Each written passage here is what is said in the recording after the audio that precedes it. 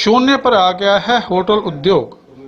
Amiruddin, general manager, royal hotels and conventions.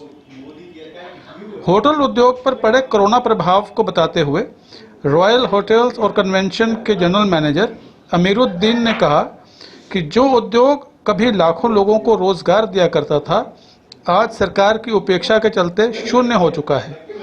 उन्होंने आगे कहा कि सरकार की तरफ से किसी किस्म की आर्थिक या वित्तीय सहायता होटल उद्योग को नहीं दी गई है।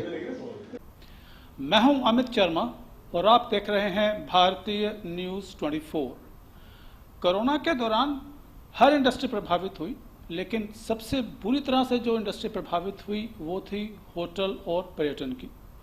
अब चूंकि अनलॉक 5 लागू हो चुका है, हम ग्राउंड जीरो से जानने की कोशिश करते हैं कि अब वस्तुस्थिति असल में है क्या, ग्राउंड रियलिटी है क्या। इस वक्त मेरे साथ हैं मिस्टर अमीरुद्दीन, जो जनरल मैनेजर हैं रॉयल होटल एंड कन्वेंशंस के।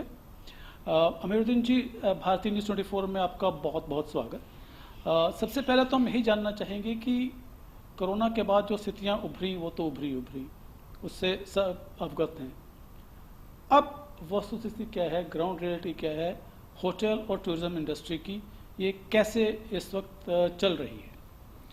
देखिए, लॉकडाउन के बाद से जब से ये कोविड-19 का आया दौर स्टार्ट हुआ, तब से होटल इंडस्ट्री तो बिल्कुल बर्बाद हो चुकी है। बहुत से लोग जॉबलेस हो गए, लोगों को नौकरियां चली गई, लोग जितने भी रहे, क्योंकि ताजमहल एक ऐसा वो है कि जिससे कि हमारा पूरे वर्ल्ड में फेमस है और पूरे वर्ल्ड से यहाँ पे टूरिज्म आते हैं।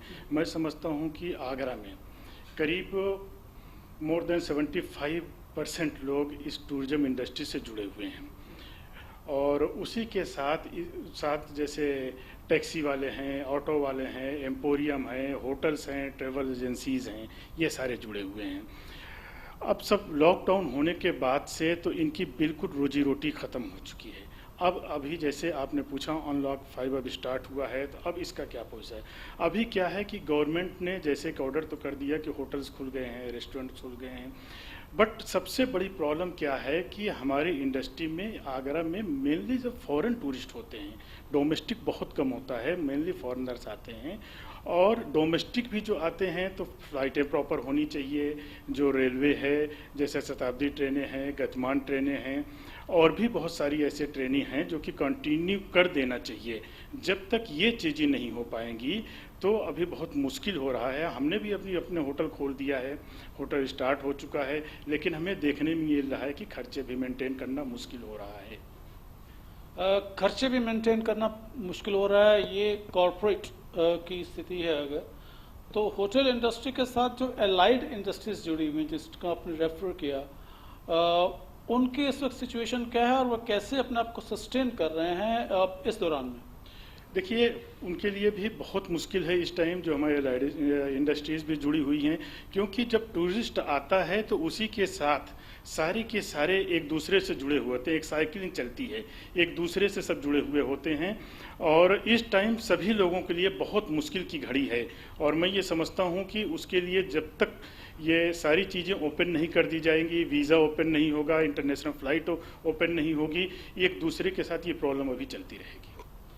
तो अभी कोरोना के बाद वर्स्ट सबसे बुरा टाइम ख़त्म हो गया, या आपको लगता है कि अभी इससे भी बुरा टाइम हमको देखने को मिलेगा टूरिज्म इंडस्ट्री के पॉइंट ऑफ व्यू से? देखिए, टूरिज्म इंडस्ट्री के पॉइंट ऑफ व्यू से अगर हम देखें तो हमारे समझ से अब ये धीरे धीरे अगर सारी चीज़ें ओपन कर दी जाती हैं तो ये वर्स्ट टाइम अब ख़त्म हो रहा है।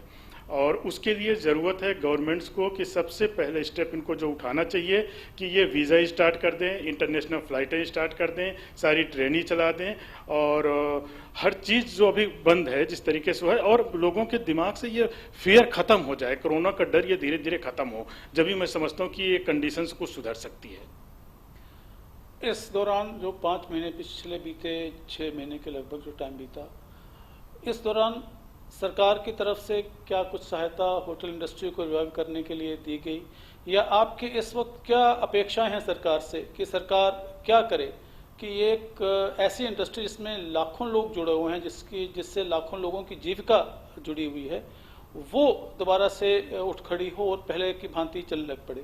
गवर्नमेंट से क्या एक्सपेक्टेशंस और कहाँ तक आपको लगता है कि एक्सपेक्टेशंस पूरी हो सकती हैं?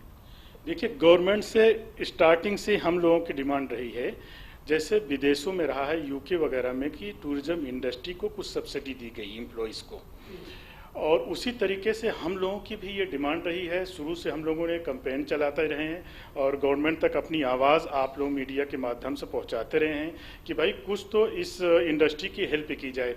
इवन जब ये इनका फाइनेंस मिनिस्टर ने जो पैकेज वगैरह का कुछ इंतज़ाम किया था, उस टाइम भी प्रेस वार्ता में मीडिया वालों ने पूछा था टूरिज्म के बारे में कि सबसे ज़्यादा इस टाइम जो कंडीशन है टूरिज्म इंडस्ट्री की हो रही है, खराब पोजीशन पर है टूरिज्म इंडस्ट्री, उसके लिए आप क्या, तो उनका एक ही जवाब था, ठीक है।